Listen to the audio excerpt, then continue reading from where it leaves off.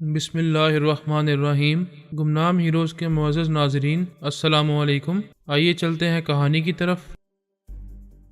آپ ٹیلی پیتھی جانتی ہیں اور اس کے لیے خطرناک بن سکتی ہیں، لیکن اس نے آپ کو کوئی اہمیت نہیں دی۔ ہاں، وہ بہت پراسرار ہے، پتہ نہیں کیسی کیسی صلاحیتوں کا مالک ہے۔ میں نے کالے عمل کے ذریعے اس کے ذہن کو کمزور بنانا چاہا، لیکن میرا جادو اس پر بے اثر رہا۔ پھر تو وہ بہت ہی پراسرار اور خطرناک ہے، لیکن وہ میرے لیے خطرناک نہیں ہے۔ اگر ایسا ہوتا تو وہ جواباً مجھے نقصان پہنچا سکتا تھا، لیکن اس نے میری خیال خوانی اور کالے جادو کو کوئی اہمیت نہیں دی۔ یوں نظر انداز کر دیا جیسے میں نادان بچی ہوں، نادانی سے ایک پہاڑ کو پتھر مار رہی ہوں۔ لیکن ماما، اس پراسرار شخص کا کیا نام بتایا تھا آپ نے؟ سوامی وردان دشواناتھ۔ وردان دشواناتھ کو یہ تجسس تو ہونا چاہیے کہ آخر آپ کون ہیں۔ ٹیلی پیتھی بھی جانتی ہیں، کالا جادو بھی جانتی ہیں۔ آپ اپنی صلاحیتوں سے نہ صحیح کسی دوسری حکمت عملی سے چھپ کر اسے نقصان پہنچا سکتی ہیں۔ اسے آپ کی طرف سے کچھ تو اندیشہ ہونا چاہیے۔ میں بھی یہی سوچتی ہوں تو دو باتیں سمجھ میں آتی ہیں، یا تو اسے میری طرف سے کوئی اندیشہ نہیں ہے، اس لیے مجھے کوئی اہمیت نہیں دی ہے، یا پھر اس نے اپنی غیر معمولی صلاحیتوں کے ذریعے میرے متعلق معلومات حاصل کی ہیں۔ آوازون اپنی ماں کو دیکھ کر سوچنے لگا۔ وردان دشواناتھ ہندوستان میں ہے اور ہمیں یہ معلوم ہو چکا ہے کہ انوشے اپنے ماں باپ کے ساتھ ہندوستان کے شہر دہلی جا رہی ہے۔ اس شہر میں ولاڈیمیر اس سے ٹکرایا تھا اور جہنم میں پہنچ گیا تھا، لیکن میں وہاں جا کر فرہاد یا اس کے خاندان کے کسی فرد سے ٹکرانے کی حماقت نہیں کروں گا۔ اس حقیقت کو تسلیم کر لینا چاہیے کہ ہمارا جادو روحانی عمل والوں کے سامنے بے اثر رہے گا، لہٰذا میں کبھی کالا حربہ استعمال نہیں کروں گا۔ اس نے ارناکوف سے کہا، ماما ہمیں ہندوستان جانا چاہیے، وہاں ہم ہمالیہ کی ترائی میں جائیں گے اور اس سے ملاقات کریں گے۔ اس نے سوچتے ہوئے بیٹے کو دیکھا، پھر بڑی ممتا سے اس کے دونوں ہاتھوں کو اپنے ہاتھوں میں لے کر کہا، نہیں بیٹے، میں اپنی ایک بیٹی کھو چکی ہوں، اب تمہیں کھونا نہیں چاہوں گی۔ تمہیں کچھ ہو گیا تو میں زندہ نہیں رہ سکوں گی، میرا دم نکل جائے گا۔ ماما، جو ڈرتے ہیں وہ مرتے ہیں۔ آپ نے کہا تھا جب دوسرے جادوگروں کی طرح ہمیں بھی مرنا ہی ہے تو کیوں نہ مقابلہ کر کے اور زندہ رہنے کی کوشش کرتے موت کو گلے لگائیں۔ میرا دل کہتا ہے کہ وردان دشواناتھ ہمیں ایسی کوئی تدبیر بتائے گا جس پر عمل کرتے ہوئے ہم روحانی عمل کرنے والے سے محفوظ رہیں گے۔ وہ اٹھتے ہوئے ماں کا ہاتھ تھام کر اسے زمین پر سے اٹھانے لگا۔ وہ اٹھ کر بولی، ہم وہاں جائیں گے، لیکن میں ڈرتی ہوں کہ تم انوشے کو حاصل کرنے کی دیوانگی میں کوئی غلطی کر بیٹھو گے۔ میں وعدہ کرتا ہوں آپ کی ہدایت کے مطابق عمل کروں گا۔ انوشے وہاں کے شہر دہلی میں پہنچ گئی ہوگی، ہم اس طرف نہیں جائیں گے، سیدھے شمالی ہندوستان کی طرف جائیں گے جہاں وہ ہمالیہ پہاڑ ہے۔ وہ بیٹے کے سہارے مکان کی طرف جاتے ہوئے بولی، ہاں اب ہم چھپ کر رہیں گے، ہندوستان میں کبھی کسی کو اپنی اصلیت نہیں بتائیں گے، کبھی کالے جادو کا سہارا نہیں لیں گے، پہلے دشواناتھ تک پہنچیں گے، اس کے بعد کوئی مضبوط اور مناسب لاہ عمل طے کریں گے۔ وہ دونوں اپنے مکان میں آ کر ہندوستان جانے کی تیاری کرنے لگے۔ میں ایک طویل عرصے سے شانتا بائی کے ساتھ رہتا آ رہا ہوں۔ شانتا بائی کی جوان بیٹی نیہا مر چکی تھی، اس کی جگہ اعلیٰ بی بی نیہا بن کر رہتی تھی اور شانتا بائی اس پر اندھا اعتماد کرتی تھی۔ اس نے مجھے اپنا معتمد خاص بنا رکھا تھا۔ میں اس کے اسپتال کے پھیلے ہوئے بزنس کی نگرانی بھی کرتا تھا اور دشمنوں سے بھی اسے تحفظ دیتا تھا۔ اب اس کے تمام دشمن ایک ایک کر کے ختم ہو گئے تھے اور جو بچ گئے تھے وہ دور رہنے میں ہی اپنی عافیت سمجھتے تھے۔ شیو سینا متعصب جماعت کے ہندو مسلمانوں کی تعداد کم کرنے کے لیے کیسی ٹھوس پلاننگ پر عمل کر رہے تھے، اس کا ذکر میں کر چکا ہوں۔ وہ صحت مند مسلمان مرد اور عورتوں کو ٹریپ کر کے اپنے کسی خاص اسپتال میں پہنچاتے تھے، پھر ان کے دل، گردے اور آنکھیں نکال لیتے تھے اور اپنے ہندوؤں کو وہ اعضاء عطیے کے طور پر دیا کرتے تھے۔ میں نے اور میرے تمام ٹیلی پیتھی جانے والوں نے جب ان ہندوؤں کا محاسبہ کیا اور ان کے خاص لیڈر کی آنکھیں، دل، گردے نکال لیے، تب ان کے ہوش اڑ گئے اور وہ سمجھ گئے کہ ٹیلی پیتھی جاننے والوں کے مقابلے میں وہ اپنی متعصب اور مذموم حرکتیں جاری نہیں رکھ سکیں گے، اس لیے وہ باز آ گئے تھے اور ابھی میں نہیں جانتا تھا کہ وہ ہمیشہ کے لیے باز آ چکے ہیں یا پھر کچھ وقفے کے بعد شرانگیزی شروع کریں گے۔ ایک دن میں اسپتال والے دفتر میں بیٹھا ہوا تھا تو انٹرکام پر شانتا بائی نے کہا، ویر جی، میں یہاں اسپتال آئی ہوں اور آپ سے کسی کو ملوانا چاہتی ہوں، کیا ابھی آ جاؤں؟ تم میری بہن ہو، تم سیدھی چلی آؤ۔ میں نے انٹرکام بند کیا۔ وہاں میرا نام دھرم ویر تھا۔ ویر کے معنی بہادر بھی ہوتے ہیں اور ویر بھائی کو بھی کہتے ہیں۔ کیونکہ وہ مجھے بھائی مانتی تھی اس لیے ویر جی کہا کرتی تھی۔ اس نے دروازے پر دستک دی، پھر اسے کھول کر ایک معمر خاتون کے ساتھ آئی۔ اس خاتون کے ساتھ اس کا شوہر بھی تھا۔ وہ بولی، ویر جی، یہ میری بچپن کی سہیلی آسمہ ہے اور یہ اس کے شوہر عبد الرحمان ہے۔ میں ان کے بارے میں کچھ ضروری باتیں کرنا چاہتی ہوں۔ میں نے عبد الرحمان سے مصافحہ کیا، پھر وہ تینوں میرے سامنے میز کے دوسری طرف کرسیوں پر بیٹھ گئے۔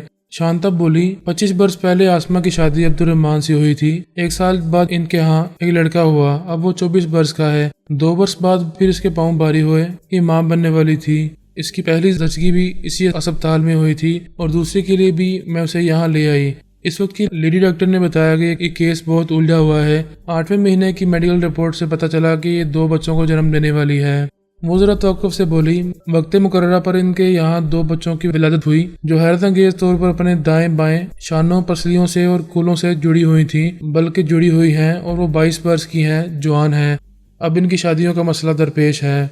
बात समझ में आ गई, अगर वो अलग अलग होती तो शादी का कोई मसला ना होता। वो एक दूसरे से जुड़ी हुई हैं। वो शादी के बाद अपने अपने शौहर के साथ नहीं रह सकती थी और दोनों की शादी एक ही मर्द से भी नहीं हो सकती थी। ऐसा करने के लिए इन दोनों बहनों को एक दूसरे के सामने बेहया बनकर रहना होता। ऐसे ही और बहुत से मसले थे जिन्हें मैं समझ सकता था। फिर भी मैंने अनजान बनकर पूछा, मसला क्या है? आसमा और अब्दुर्रहमान ने एक दूसरे को देखा, फिर सर झुका लिया। मैं बोला, क्या लड़कियां शादी से इनकार कर रही हैं? आसमा बोली, नहीं, मैं अपनी बेटियों के साथ सहेली की तरह रहती हूँ, इनके दिलों की बातें जानती हूँ। वो शादी करना चाहती हैं, लेकिन वो 2 मर्द अलग अलग इनके शौहर बनकर आएंगे तो दोनों में से किसी को भी खलवत नसीब नहीं होगी, और अगर एक शख्स इनका मजाजी खुदा बनकर आएगा तो दूसरी इनकी तन्हाई में मौजूद रहेगी। शांता बोली, इन बेचारी लड़कियों की जिंदगी में अजीब मोड़ आया है। जब ये पैदा हुई थी तब मैंने बहुत कोशिश की थी कि एक दूसरे से अलग कर दी जाएं। यहाँ के डॉक्टरों के लिए मुमकिन नहीं था। मैंने यूरोप और अमेरिका के बड़े बड़े डॉक्टरों से भी मशवरे किए। सबने ये कहा कि उन्हें अलग किया जा सकता है, एक तजुर्बा किया जा सकता है, लेकिन जिंदगी की जमानत नहीं दी जा सकती। ऑपरेशन की नाकामी की सूरत में ये जिंदा नहीं रहेंगी। आसमा बोली, मैं इन डॉक्टरों को तभी तजर्बा करने के लिए अपनी बेटियों की कुर्बानी नहीं दे सकती थी, इसलिए ये कुदरती तौर पर जुड़ी रह गई। इब्तिदा में इनकी परवरिश में बड़ी दुश्वारियां पेश आती रहीं। रफ्ता रफ्ता ये बड़ी हो गई तो फिर खुद ही एक साथ उठने बैठने, चलने फिरने, खाने पीने के सिलसिले में एक दूसरे से ताउन करने लगी। आपस की मोहब्बत से अपनी जिंदगी को आसान बनाने की कोशिश करने लगी। आज ये कामयाब हैं, घर गृहस्थी के सारे काम कर लेती हैं। 11वीं जमात की तालबात है। इन दोनों ने एक दूसरे के साथ ताउन से बड़ी बड़ी मुश्किलात को अपने लिए आसान बनाया है, लेकिन यही शादी का मुश्किल मरहला आया है। अब ये थक हार कर फैसला कर रही हैं कि शादी नहीं करेंगी, ज़ब्ते नफ्स से काम लेंगी और जिंदगी गुजारेंगी। मेरी दोनों बेटियां एक दूसरे से इस कदर मोहब्बत करती हैं कि इनके जिस्म जुड़े हुए ना होते तब भी वो एक दूसरे से जुड़ी रहती और कभी अलग ना होती। मैं उनकी माँ हूँ और इनकी एक बात पर बड़ी परेशान हूँ कि वो बेहद शर्मीली हैं। खलवत में कैसे हालात पेश आएंगे और वो क्यों शर्माएंगी, ये आप समझ सकते हैं, मैं बयान नहीं कर सकती। मैंने इस बात में सर हिलाकर कहा, मैं समझ रहा हूँ। फिर मैंने शांता बाई से पूछा, तुम इन्हें मेरे पास लाई हो, तुम मुझसे क्या चाहती हो? वो बोली, वीर जी, आपने मेरे बड़े बड़े पेचीदा मसले हल किए हैं। कितने ही जानी दुश्मनों से मुझे निजात दिलाई है। अस्पताल के बिजनेस में जब भी कोई दुश्मनी होती है तो अपनी जहानत और हिकमत अमली से तमाम दुश्वारियों को दूर कर देते हैं। मैं चाहूंगी कि आप किसी भी तरह इन बेचारी लड़कियों का मसला हल करें।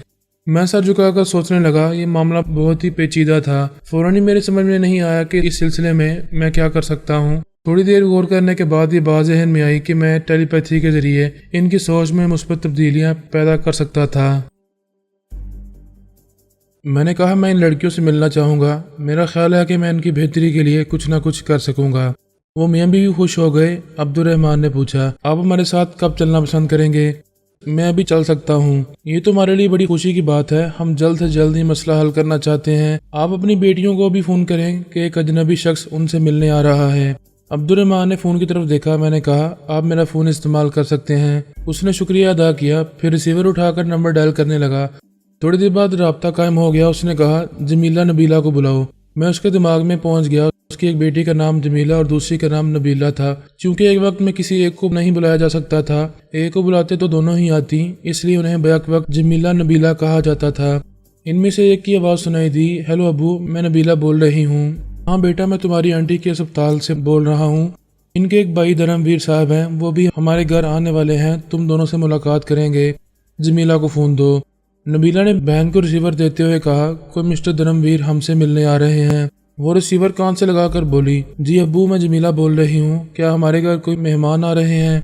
हाँ बेटी, ये तुम दोनों से कुछ बातें करेंगे। अभी तुम क्या कर रही हो?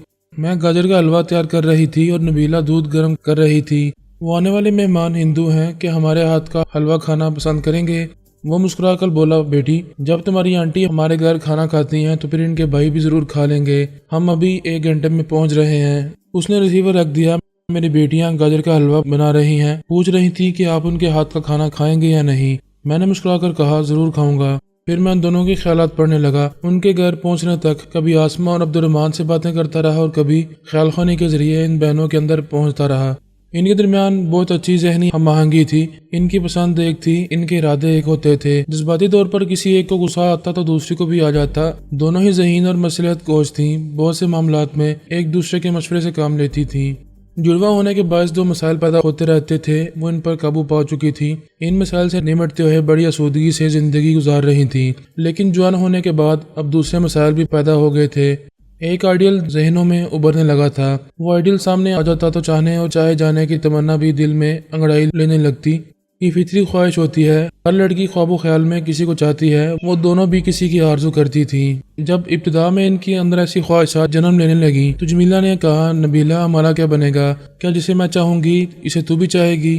وہ ذرا سوچتے ہوئے بولی، اب تک تو یہی ہوتا آیا ہے، جو میں پہنتی ہوں وہی تو پہنتی ہے، جو میں کھاتی ہوں وہی تو کھاتی ہے، شاپنگ کے وقت بھی ہماری پسند ایک ہوتی ہے۔ جمیلہ نے کہا، ہاں رشتہ داری میں بھی یہی ہوتا ہے، میں ماموزاد بھائی کو ناپسند کرتی ہوں تو بھی اسے ناپسند کرتی ہے۔ سلمان بھائی تجھے بہت اچھے لگتے ہیں، میں بھی انہیں بہت چاہتی ہوں۔ یہ تو بہن بھائی، کزن اور دوسرے رشتہ داروں کی باتیں ہیں، لیکن جو لائف پارٹنر ہماری زندگی میں آئے گا، ہمارا مجازی خدا بنے گا، کیا وہ ایک ہوگا یا دو ہوں گے؟ وہ دونوں ہم مزاج تھیں، ہم خیال تھیں، کوئی بھی بات ایک دوسرے سے نہیں چھپاتی تھیں اور نہ چھپا سکتی تھیں۔ اگر ان کی زندگی میں کسی ایک کا محبوب آتا اور وہ اس سے چوری چھپے ملنا چاہتی تو دوسری سے الگ ہو کر اس سے ملاقات نہیں کر سکتی تھی۔ ایک کے دل میں جو چور جذبے ہوتے تھے، دوسرے کے دل میں بھی وہی جذبات انگڑائیاں لیتے تھے۔ ایسی قدرتی مجبوریوں نے ان دونوں کو ایک دوسرے کا ہمراز بنا دیا تھا۔ ہمراز ہونے کے باوجود وہ فطرتاً بہت شرمیلی تھی، ایک دوسرے سے کھل کر یہ نہیں کہتی تھیں کہ اگر کوئی ایک چاہنے والا کسی ایک کے پاس آئے گا تو ایسے وقت دوسرے کے جذبات کیا ہوں گے، وہ چاہنے والا جب کسی ایک کے قریب آئے گا تو ان لمحات میں دوسری کے اندر کیا ہوگا، وہ اس کی قربت سے محروم رہے گی۔ اب تک وہ دونوں کسی چیز سے محروم نہیں رہی تھیں، بیک وقت ایک جیسی چیزیں حاصل کرتی رہی تھیں۔ اگر اتفاقاً وہی ایک چیز دوسری کو حاصل نہیں ہوتی تھی تو وہ اس چیز کو بانٹ لیا کرتی تھیں، لیکن ایک ہی وقت میں ایک ہی چاہنے والے کو یہ دو حصوں میں تقسیم نہیں کر سکتی تھیں۔ ان کے خیالات پڑھ کر معلوم ہوا کہ ان کا بنیادی مسئلہ شرم و حیا ہے۔ شادی کے پہلے ہر لڑکی میں شرم و حیا اور جھجک ہوتی ہے، پھر بعد میں وہ لائف پارٹنر کے ساتھ بے تکلف ہو جاتی ہے، لیکن یہاں ایک کا نہیں، دو لڑکیوں کا الجھا ہوا معاملہ تھا۔ اگر ایک اپنے شوہر سے بے تکلف ہوتی تو ان لمحات میں دوسری کرب سے گزرتی رہتی۔ یہی مناسب تھا کہ ان کا کوئی ایک ہی لائف پارٹنر ہوتا، ایک ہی شوہر ہوتا۔ ان کے خیالات پڑھتے رہنے سے آگے اور بہت کچھ معلوم ہوتا رہتا۔ ایک اہم بات یہ معلوم ہوئی کہ وہ دونوں ایک شخص کو چاہتی ہیں۔ جب پہلی بار انہوں نے اس شخص کو دیکھا تھا تو اس سے متاثر نہیں ہوئی تھی، حالانکہ وہ قد دور، صحت مند اور خوبرو باڈی بلڈر تھا۔ وہ پہلی نظر میں صرف اچھا لگا تھا، انہوں نے اس کے بارے میں دور تک نہیں سوچا تھا۔ وہ اسے اپنا محبوب نہیں بنا سکتی تھی اور نہ ہی لائف پارٹنر، کیونکہ وہ ایک ہندو تھا۔ اس ہندو شخص کے بارے میں معلوم ہوا تھا کہ اس کے پاس دولت بھی ہے، ذہانت بھی ہے اور طاقت بھی ہے۔ اس کے علاوہ وہ ایسی صلاحیتوں کا مالک بھی ہے جن کے ذریعے وہ مصیبت زدہ لوگوں کی مصیبتیں دور کر دیتا ہے، مسائل میں گرے ہوئے لوگوں کو الجھنوں سے نجات دلاتا ہے۔ مسلمان اسے نجات دہندہ اور ہندو اسے مکتی دینے والا دیوتا کہتے تھے۔ اس نجات دہندہ کا نام وردان وشوناتھ تھا۔ وہ ہمالیہ کی ترائی میں کہیں رہتا تھا، کبھی کبھی کسی شہری آبادی میں آ جاتا تھا۔ عبد الرحمن اس علاقے میں گیا تھا۔ دشوار گزار گھاٹیوں سے گزرنے کے بعد وردان وشوناتھ کے استھان میں پہنچا تھا۔ اتنے دشوار گزار علاقے میں ضرورت مندوں اور عقیدت مندوں کی بھیڑ لگی رہتی تھی۔ اسے 2 دنوں کے انتظار کے بعد تیسرے دن وردان وشوناتھ سے ملاقات کرنے کا موقع ملا تھا۔ اس نے سر جھکا کر ہاتھ جوڑ کر اپنی دونوں بیٹیوں کے بارے میں تفصیل سے بتایا۔ وہ نرمی سے بولا تو نرمی کے باوجود اس کے لہجے میں گھن گرج تھی۔ یہ کیس بہت ہی دلچسپ ہے، تم چاہتے ہو میں ان بہنوں کو جسمانی طور پر الگ کر دوں، جبکہ یہ نہیں ہو سکتا۔ دنیا جہان کے ڈاکٹر ناکام ہو چکے ہیں، ان لڑکیوں کے سلسلے میں نہ دوا کام آ سکتی ہے نہ دعا۔ عبد الرحمن عاجزی سے بولا، سوامی جی جب تک یہ ایک دوسرے سے جڑی رہیں گی ان کی شادی کا مسئلہ کبھی حل نہیں ہوگا۔ میں سمجھ رہا ہوں، دونوں لڑکیاں ایک ہی مرد سے شادی کرنا نہیں چاہیں گی، اور 2 مردوں سے شادی ہوگی تو دونوں تنہائی میں شرمائیں گی۔ کیا آپ ان پر کوئی ایسا عمل نہیں کر سکتے کہ ان کے دماغوں سے شادی کا خیال ہی نکل جائے؟ وہ شادی اور ازدواجی زندگی کی طرف مائل نہیں ہوں گی تو پھر کوئی مسئلہ نہیں رہے گا۔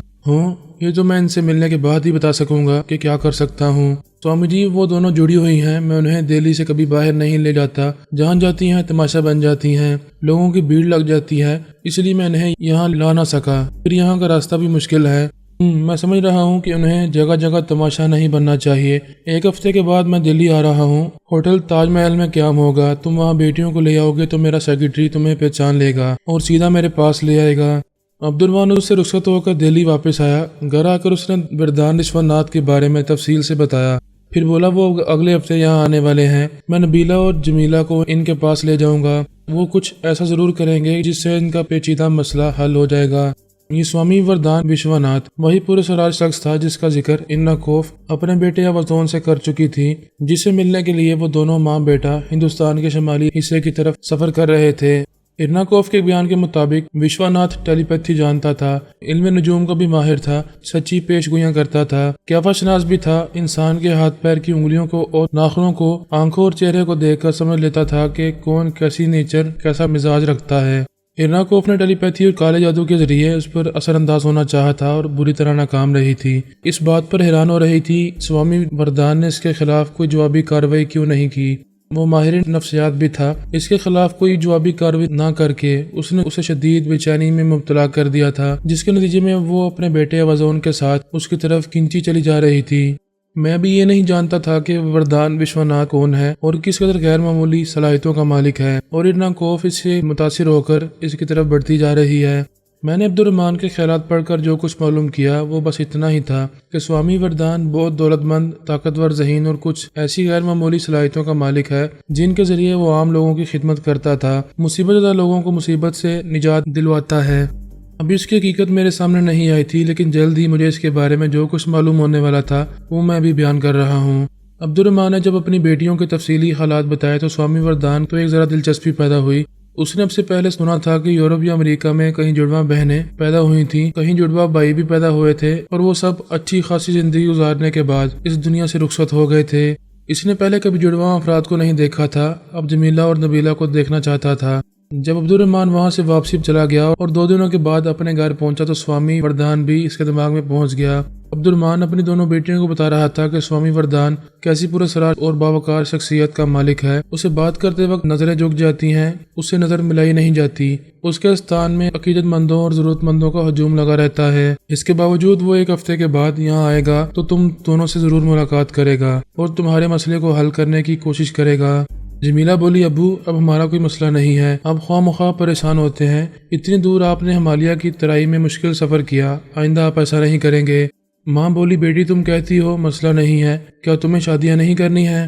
نبیلہ بولی، ہم نے فیصلہ کر لیا ہے کہ ہم زندگی بھر شادی نہیں کریں گے، آپ دونوں کی خدمت کریں گے، خدمت کرنے کے لیے ہمارا ایک جوان بیٹا ہے، تم ہماری فکر نہ کرو۔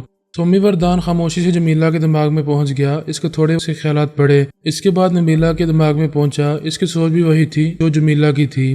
یہ پتہ چلا کہ دونوں بہنیں ایک وقت ایک ہی طرح سوچتی ہیں، کبھی دونوں کی سوچ میں اختلاف پیدا ہوتا ہے تو وہ آپس میں بحث کرتی ہیں، پھر سمجھوتا کر کے ایک ہی طرح سوچنے سمجھنے اور ایک ہی طرح زندگی گزارنے لگتی ہیں۔ وہ دونوں اپنے بیڈ روم میں آئیں، پھر اپنے بیڈ پر لیٹ گئی۔ اس سے یہ معلوم ہوا کہ جب ایک کا دل لیٹنے کو چاہتا ہے تو دوسری بھی اس کے ساتھ لیٹنا چاہتی ہے، یہ اختلاف پیدا نہیں ہوتا کہ ایک لیٹنا چاہے گی تو دوسری بیٹھنا چاہے گی، اس طرح وہ ایک دوسرے سے اختلاف پیدا کر کے زندگی نہیں گزار سکتی تھیں۔ یوں بھی قدرتی طور پر دونوں کی سوچ ایک جیسی تھی اور ایک وقت میں وہ ایک جیسی آرزو کرتی تھی، اس لیے ان میں اس طرح کے اختلافات پیدا نہیں ہوتے تھے۔ سوامی وردان نے جمیلہ کے دماغ میں شادی کی سوچ پیدا کی، پھر دوسرے ہی لمحے میں نبیلہ کے اندر جا کر اس کے خیالات پڑے تو بالکل وہی سوچ وہاں بھی پیدا ہو رہی تھی۔ دونوں شادی کے بارے میں ہی ایک طرح سے سوچنے لگیں۔ جمیلہ بولی، میں تو کہتی ہوں ہمیں شادی کا خیال بالکل ہی دل سے نکال لینا چاہیے۔ نبیلہ بولی، میں بھی یہی کہتی ہوں کہ شادی مسئلہ بن گئی ہے اور جب ہم اس مسئلے کو حل کرنا چاہیں گے تو ہماری شادی ہوگی تو اور زیادہ پیچیدگیاں پیدا ہوں گی۔ جمیلہ بولی، ہم بھی کسی آئیڈل کے بارے میں سوچتی ہیں، اسے تصور میں دیکھتی ہیں، اس کے متعلق باتیں کرتی ہیں، لیکن ایسا کوئی ہمارے سامنے نہیں آیا ہے۔ بہتر ہے کہ کوئی ایسا سامنے نہ آئے، نہ ہی ہمیں متاثر کرے۔ نبیلہ بولی، میں تو متاثر نہیں ہوں گی اور نہ ہی تمہیں ہونے دوں گی۔ سوامی وردان نے ایک کے چور خیالات پڑھے، پھر فوراً ہی دوسرے کے اندر پہنچ کر اس کے چور خیالات پڑھے تو ان کے اندر ایک چاہنے والے کی شدید خواہش چھپی ہوئی تھی۔ وہ چاہتی تھی کہ ان کی زندگی میں کوئی پیار کرنے والا آئے اور انہیں بھرپور محبتیں دیتا رہے۔ سوامی وردان نے معلوم کرنا چاہا کہ وہ جسمانی طور پر کیسی ہیں۔